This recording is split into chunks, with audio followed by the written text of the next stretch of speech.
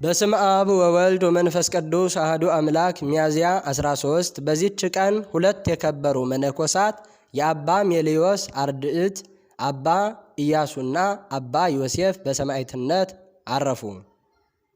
እርሱም አባ ሜልዮስ በኮራስን ተራራ በሰማዕትነት ያረፈ ነው።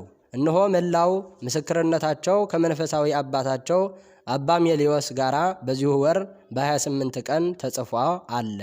በረከታቸው ከኛ ጋራ ለዘላለም ትኖር አሜን። በዚህችም ዕለት ሐዋርያት የሾሟት ዲያቆናዊት ሰማዕት የሆነች የዲዮኒስ መታሰቢያዋ ነው። በረከቷ ከኛ ጋራ ለዘላለም ይኑር አሜን። በዚህችም ዕለት የሰማዕቱ የቅዱስ መናርሌዎስና የአባ አኮሌሳቲሞስ የአራት መነኮሳትም መታሰቢያቸው ነው። በረከታቸው ከኛ ጋራ ለዘላለም ትኑር አሜን። ሚያዝያ 13 ቀን የሚከበሩ ዓመታዊ የቅዱሳን በዓላት ቅድስት ዲዮናሲ ዲያቆናዊት የሐዋርያት ተከታይ የነበረች፣ አባ ኢያሱና አባ ዮሴፍ ሰማዕታት፣ አባ መናርሌዎስ፣ አባ አኮላቲሞስ። ወርሃዊ በዓላት እግዚአብሔር አብ፣ ቅዱስ ሩፋኤል ሊቀ መላእክት፣ 99ኙ ነገደ መላእክት፣ ቅዱስ አስከናፍር፣ 13ቱ ግሁሳን አባቶች፣ ቅዱስ አርሳኒዮስ ጠቢብ ገዳማዊ፣ አቡነ ዘርአ ቡሩክ። ከክርስቶስ ፍቅር ማን ይለየናል?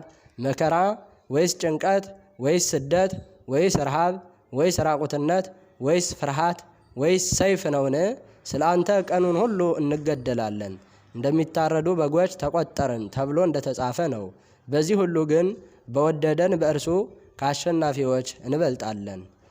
ዘአቅረብኩ ማሕሌተ አዘኪርየ አእላፈ እምለተ ጸምዱከ ዘልፈ ለእለ ያነብብ ተወከፍ ዘንዴቴ መጽሐፈ እንተረሰይከ እግዚኦ ጸሪቀ መበለት ወኩፈ እምእለ አብኦ ብኡላን ዘተርፈ ነቢያት፣ ቅዱሳን፣ ሰባኪያን፣ ሰማዕታት፣ ጻድቃን፣ መላእክት፣ ትጉሃን፣ ደናግል፣ አዲው መነኮሳት ሄራን ባረኮ ባረኮ ጉባኤ ዛቲ መካን እስከ አረጋዊ ልሂቅ ወምንዑስ ሕፃን ለዘ ጸሐፎ በክርታስ ወለዘ አጸሐፎ እንዘይደርስ ለዘ አንበቦ ወለዘ ተርጎሞ በልሳነ ሐዲስ ወለዘ ሰምዐ ቃሎ በእዝነ መንፈስ በጸሎተ እሙ ማርያም አራጅተ ኩሉ እምባይስ ህቡረ ይመሐረነ ኢየሱስ ክርስቶስ ህቡረ ይመሐረነ ኢየሱስ ክርስቶስ ህቡረ ይመሐረነ ኢየሱስ ክርስቶስ አሜን። ይማረን።